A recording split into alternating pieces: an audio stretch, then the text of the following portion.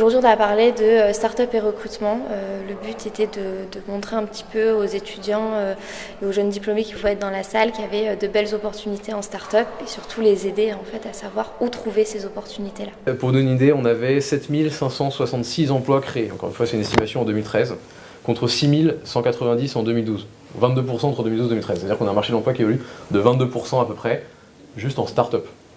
Donc c'est très au-dessus des pourcentages du marché. En fait, une start-up, elle se définit par sa volonté permanente de changer, enfin de chercher et de trouver son business model.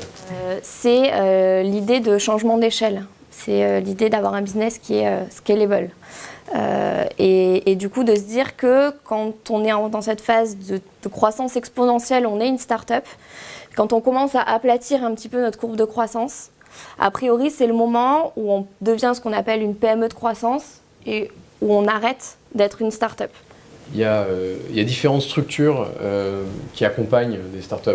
On les appelle les structures accompagnantes, c'est très large, mais il y a effectivement des incubateurs, il y a des accélérateurs, il y a des réseaux d'entreprises, parfois même des syndicats d'entreprises, de réseaux très spécialisés. Vous avez aussi des fonds d'investissement qui sont très proches opérationnellement des sociétés dans lesquelles ils investissent. Et voilà, tous ces acteurs-là ont des rôles assez définis et relativement distincts. Les startups ont aujourd'hui, je pense, quelque chose d'assez original à proposer. Elles proposent à une jeune génération d'être très vite autonome, responsabilisée, d'avoir de l'impact sur ce qu'ils font, donc de se sentir utile dans un environnement de travail. Et c'est, je pense, ce qui attire le plus de monde, c'est d'avoir un environnement assez intéressant, jeune, dynamique, innovant, excitant, et en même temps un vrai impact sur ce qu'on fait et un sens de l'utilité qui est assez inédit par rapport aux grands groupes.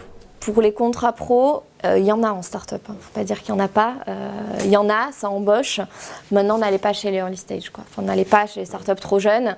Ça sera beaucoup trop compliqué à gérer pour deux raisons. Pas forcément que financière, parce que bon, une start-up qui a levé 500 000 €, elle peut quand même assumer un alternant pour pouvoir former la personne qu'elle voudra embaucher derrière.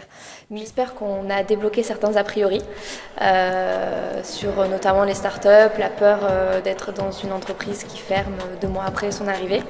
Et on leur a donné aussi les clés de décryptage un petit peu de l'écosystème pour justement bien choisir les start-up qui leur correspondent par rapport à ce qu'ils peuvent rechercher.